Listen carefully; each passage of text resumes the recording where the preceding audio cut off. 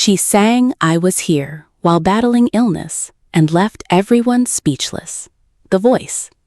The lights dimmed. The audience settled into an almost complete silence as another blind audition was about to begin.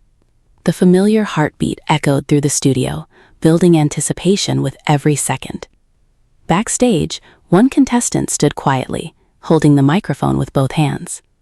Unlike many of the singers waiting for their chance, she wasn't thinking about 4 chair turns, standing ovations, or winning a competition. She was simply grateful to be standing there. Because just a few months earlier, she wasn't sure she would ever sing on a stage again. No one in the audience knew her story. The coaches certainly didn't. To them, she was simply another hopeful artist with a dream. But behind the curtain stood someone who had spent months fighting an illness that had tested not only her body, but her spirit. Every hospital visit, every difficult morning, every setback, every victory had brought her to this very moment.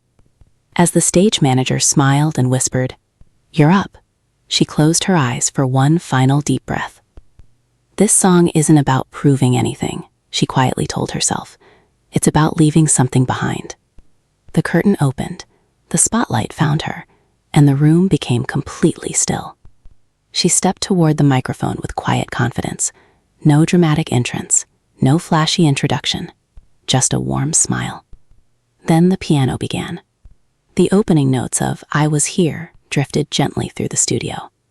The first lyric arrived almost like a whisper. Soft, honest, fragile. It wasn't the biggest voice anyone had ever heard, but it was one of the most sincere. Every word carried weight. Every phrase felt lived rather than performed. The audience leaned forward almost immediately. One coach rested their chin on their hand. Another slowly nodded along with the melody. Nobody reached for their button. Not yet. They were listening. Really listening. As the second verse unfolded, something remarkable happened. The singer didn't rely on powerful vocal tricks.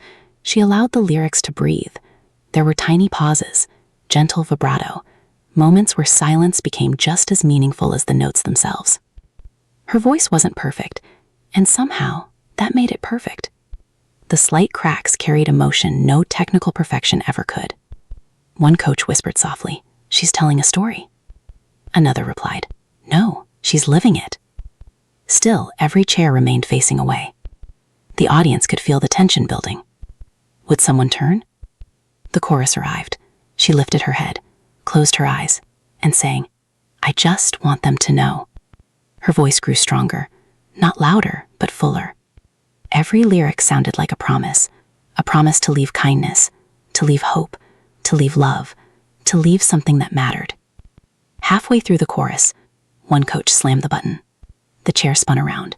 The audience erupted in cheers, but she didn't react. She stayed completely inside the song.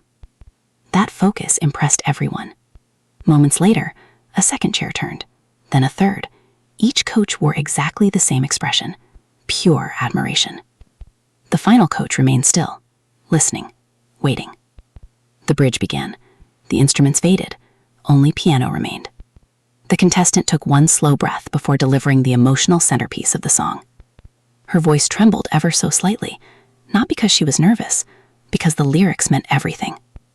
The studio became silent enough to hear every breath. Some audience members already had tears in their eyes. Even the camera operator seemed unusually still. She wasn't simply singing anymore. She was sharing her heart. Then came the final chorus. She looked upward. A quiet smile crossed her face. Her voice soared with incredible warmth. It wasn't about hitting the highest note. It was about saying something meaningful. As she reached the final sustained note, the fourth coach finally hit the button. The chair spun around. 4 chairs. The audience exploded. People jumped to their feet before the last note had fully faded. The entire theater erupted into a standing ovation. She lowered the microphone, covered her face, and began to cry. Not because all 4 coaches had turned, because she had finished the song. For months, she had wondered whether she would ever be strong enough to perform again. Now she stood on one of the biggest stages in the world. The applause continued, longer than usual, louder than usual. Every coach stood. Every audience member remained on their feet.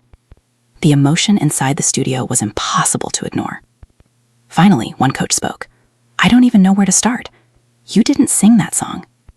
You lived it." Another nodded. "I've heard that song many times, but tonight I believed every single word." The contestant smiled through tears. "Thank you." Her voice barely rose above a whisper. Another coach leaned forward. "Something happened during that bridge.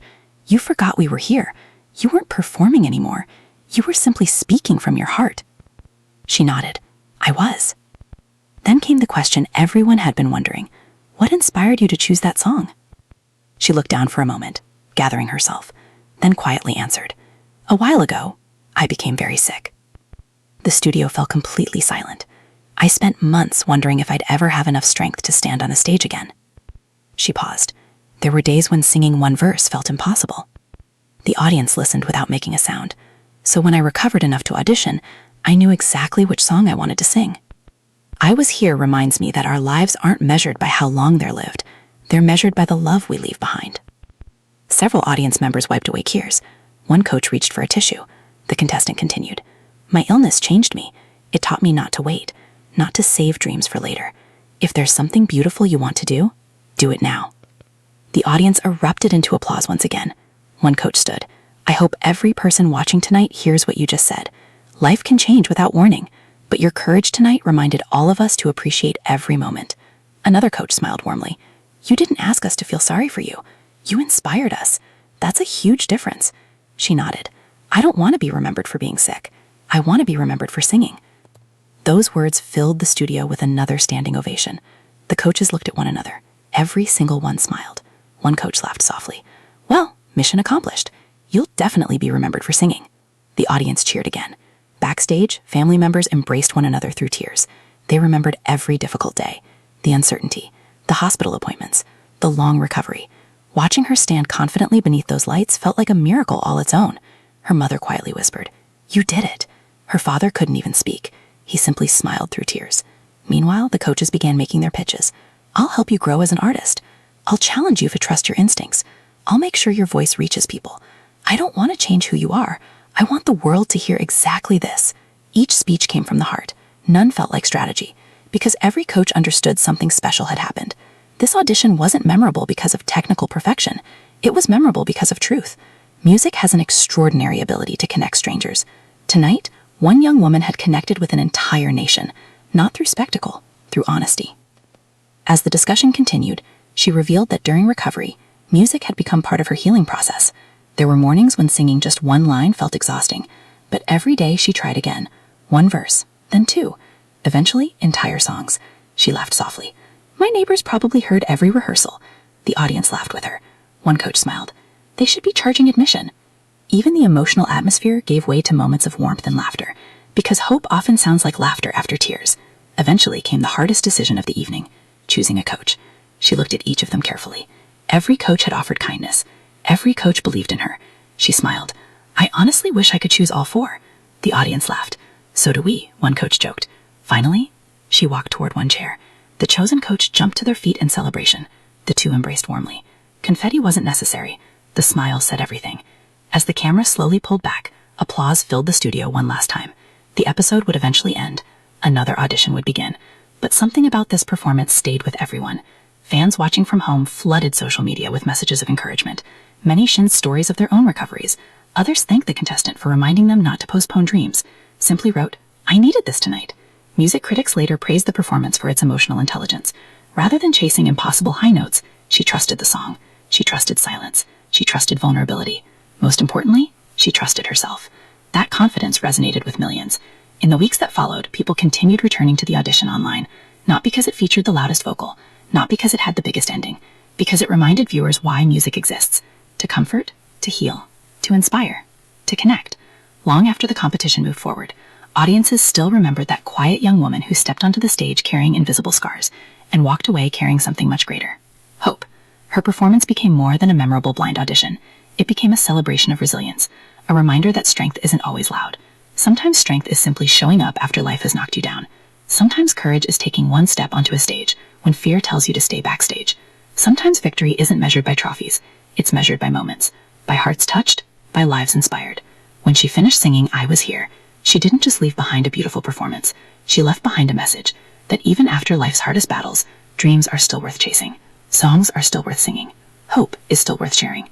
And somewhere in the audience that night, or perhaps watching from home, someone facing their own difficult journey realized they weren't alone. Because one singer had chosen courage over fear, one song had become a beacon of hope, and one unforgettable performance proved that the strongest voices aren't always the ones that sing the loudest. They're the ones that remind us, even in life's darkest moments, that there is still light to be found. That is why the audience stood. That is why the coaches were speechless. And that is why no one who witnessed that remarkable performance would ever forget the night she sang, "I Was Here."